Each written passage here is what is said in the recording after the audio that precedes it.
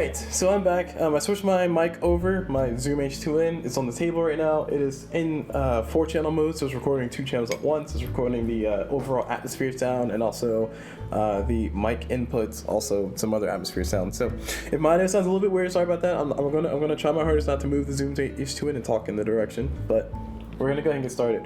So what we're gonna do to test everything out is I'm gonna first play around with some of the mixing knobs so you guys can get a good idea of what each one does. Like I said, this is not meant to be a tutorial. It's not meant to be in-depth description of what everything does. This is more or less what the thing does and how cool is it, or how good does it do it. That's really all this video is. So let's go ahead and start first by some of the cables that I have. Okay, so I did ramble on for quite a little bit, so I did a little voiceover here. I'm just gathering a few of my cables. I have an RCA cable, 1/4 inch cable. That's a XLR cable with a 1/4 inch on the end. I also have an adapter, so I can go ahead and connect it to 1/8 inch. The microphone has XLR female to XLR, or XLR male to XLR female. And I also have a cord to connect my Zoom H2N to the thing. So yeah, we're gonna go ahead and switch back over so you guys can go ahead and see what results I ended up getting. Alright, so I'm connecting the main out to the Zoom H2N. The Zoom H2N has a mic input, so you are now listening to just me on the MS. And we're gonna try not to break the cables here, and that'll be fine. I'll deal with the clutter later. Let's see, what options do I have? This is really weird because I have to use everything upside down. First thing we're going to just keep it straightforward. I'm going to go ahead and plug in the microphone that I have, just a nice little standard Radio Shack mic with the wrong cable. Give me a second, I'll be right back. Actually, nope, I won't. Wrong cable. That was XLR. I'm going to use this XLR to mono 1/4 inch. We're going to go ahead and connect it to the bottom and get this all set up, see what it sounds like. Alright, so I'm going to go ahead and talk to the mic in a second, or I'm going to go ahead and turn this on, and I'm going to start talking on the mic so you guys will hear me on the microphone. Alright, so you're now listening to the Zoom H2N's XY channel where the microphone's connected into. I'm going to go ahead and just toggle or play around with the gain a little bit on the microphone so you guys can get a good sound of what's going on. The microphone's relatively close to my mouth, but it's the levels you can see right there. Just toggling the gain a little bit. So I'm going to put the gain back down to 0. We're going to go ahead and turn the channel level for the microphone all the way up, and the microphone doesn't look to be peaking just yet, so I'm going to go ahead and turn the max primary volume all the way to the highest, and we'll go ahead and see how high my audio goes. The Zoom H2N settings right now, the mic gain is actually on 5, so I do need to redo this whole entire thing. So yeah, let me go ahead and adjust my mic gain on the Zoom H2N so you guys can just hear straight up what the thing is doing itself. So the Zoom H2N's gain is now on 0, so it's not doing anything special. The gain on the mixer is right now on 0, and this is the max level. So this is basically what the microphone sounds like at max without changing the gain. We're going to go ahead and toggle the gain on the mixer itself. We're not going to touch the Zoom H2N, just the mixer. And we're going to go ahead and listen to how the audio gets a little bit louder. I did read it. Oh, sorry, speaking a little bit. Sorry, let me back that down a little bit. Yeah, so I did read a little bit on the way this is not a, I guess, step or proportional, volume proportional, something like that. Basically what it means is that as you turn it, it's not proportional when you turn it. So when you turn it a little bit, or you have to turn it a lot at the lower levels to get some change or some notable change, but you change it just a tiny bit in the higher range, it just gets really high. So I did read somewhere about that being an issue for some people. So if you guys want some technical stuff, there's some technical stuff for you. But this is the gain. It's roughly at whatever number that is. I can't really read upside down. And we're going to go ahead and toggle some of the switches right now. So we have the high, low, and pan left, pan right. So I'm going to go ahead and just turn the highs all the way up and turn the lows all the way down so you guys can get a good sound of how tinny that sounds. You can hear the microphone. Yeah, listen to me. And let's go ahead and turn the highs and mids or lows back to the middle points and turn the high all the way down so you guys can't really hear my voice, but let's turn the bass all the way up so my voice sounds all muddy and weird. This is basically all the mixer. Like I said, this is all the mixer. No post-editing has been done on the audio. This is all the mixer right now. And this is with the gain at the level of whatever it's at right now and the max volume on both things. So this is what the sound sounds like. If you guys are satisfied with this, cool. If you guys aren't, then there's your decision. I'm just, like I said, I'm just playing around with the settings right now so you guys can get a good feel for what everything feels like before you spend your purchase, because I know $50 is not the cheapest thing in the world. But then again, relative to all the other sound gear you can get, this is actually pretty cheap. Relative to all the other sound gear that I was looking at before I finally settled on this one. And of course, we have the pan left and pan right. I mean, it really just switches over to left, switches over to right. Nothing really special about that. I mean, I can just swap this all day and my voice would just go back and forth. If you guys are wearing headphones, you hear the difference. If you guys listen through a speaker, you probably won't hear much of a difference. But if you do have headphones, you will hear it go left to right. That's really all that does. All right, so that's about it for the microphone. We're going to go ahead and switch over to the next part, which is going to be me playing some music through the RCA cables. So let me go ahead and get that set up.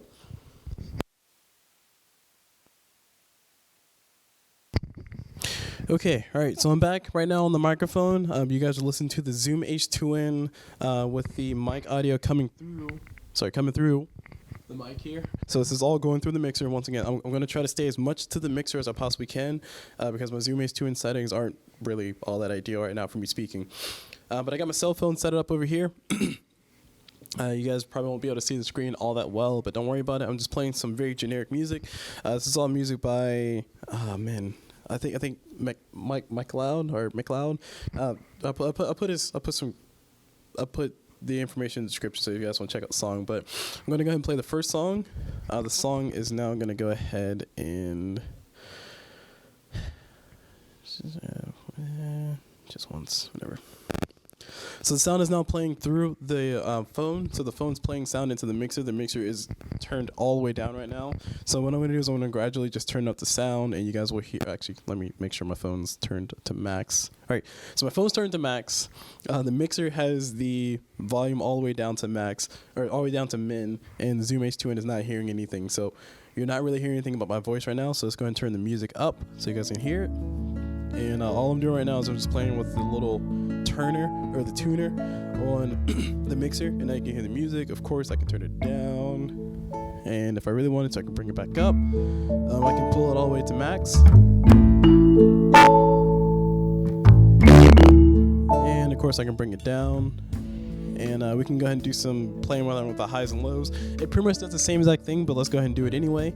While I have my mic volume as at max, my gain is at some level. So my voice may be too loud. Sorry guys, I'm not really monitoring this for balance. I'm just kind of making sure you can hear me. So I'm gonna go ahead and turn the master, actually, yeah, let's do that. Let's turn the music volume up a little bit so you guys can barely hear my voice. Actually, let me turn it down a little bit. There you go. So you guys can still barely hear my voice though. And we're going to go ahead and play with the master volume. So we're going to turn this down a little bit. And as you guys can hear, the master volume is going a little bit down. You might have to turn your mic up to actually hear me now. Let's go ahead and turn that back up. So the master volume, as you can see, controls both. Moving back over to the sound here. Let me go ahead and turn my mic volume down. And I'm going to play around with the sliders on the music.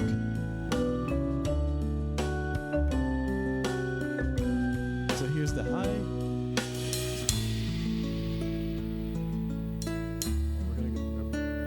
Sorry. So we're going to go ahead and turn the highs up, and we're going to turn the low all the way down. That's really it. Let's start the song over. Okay. All right, song's starting over. And let's get something with a little bit more bass over here. Let's go for, I think Cattails. I think this one has bass in it. I don't really know. Yeah, let's go back to the other one. All right, Easy Lemon, let's do that one. I like that song anyway. It's just cool. All right, so let's go ahead and turn the bass all the way up.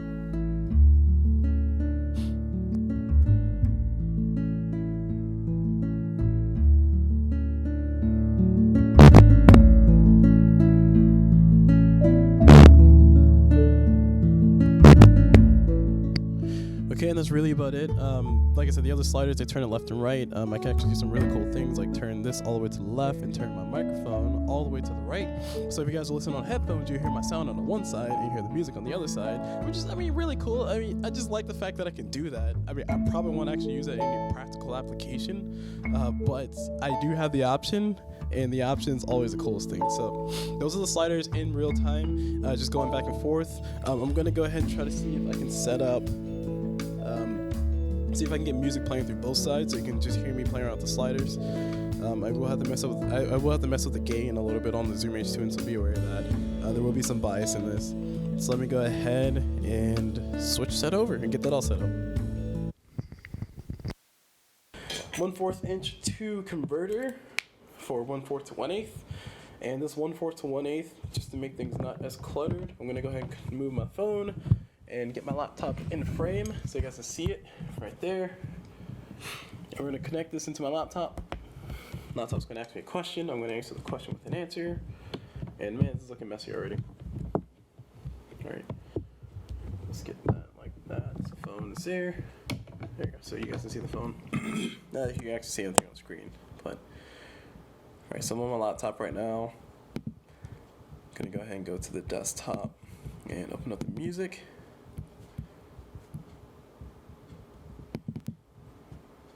All right.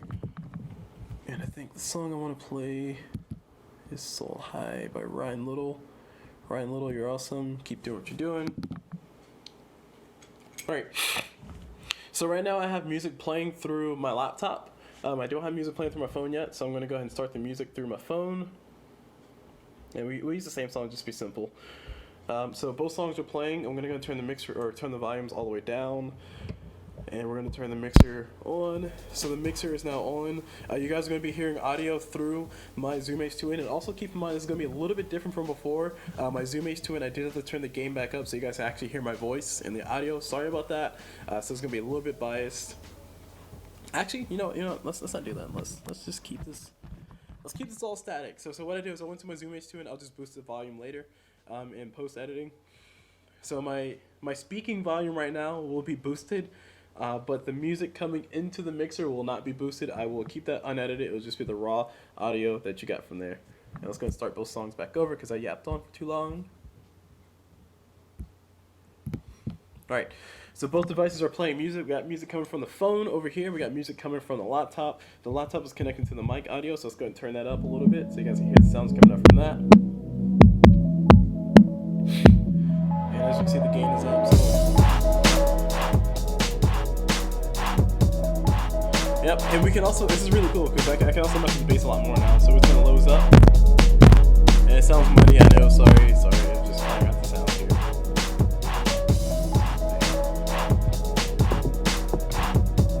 Okay. So that's the laptop. I'm playing that. I'm going to turn the laptop down a little bit. And we're going to turn the phone up. And as you can hear, the phone audio is coming through. The phone audio is just purely coming through the RCA cables, nothing special. We can get both sounds coming on at the same time.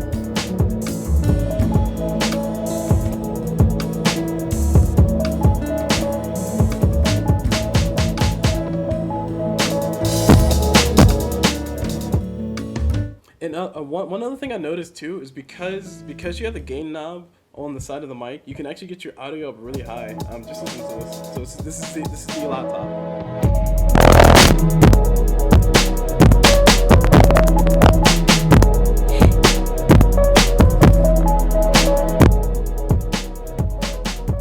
Alright, and one other thing I want to mention too. One other thing I want to mention too is the reason why I wanted to do all this is because, like I said, I ran into an issue where somebody was just feeding raw, flat, just unbalanced, on anything, unmonitored audio straight from their mixer board. They had a mixer board to my Zoom H2N, and it was basically the equivalent of this. I'll just show you the equivalent of what it was, and it actually kind of sucked a lot. So we'll do it.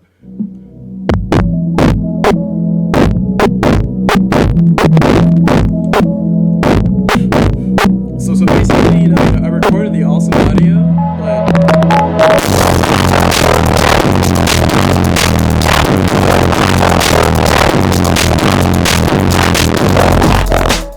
but now what really sucks about this is like the event that I'm doing is gonna be my next series of videos, because be on the lookout for that. It's gonna be the CDSS Centennial. You'll hear more about it later. Don't worry about it.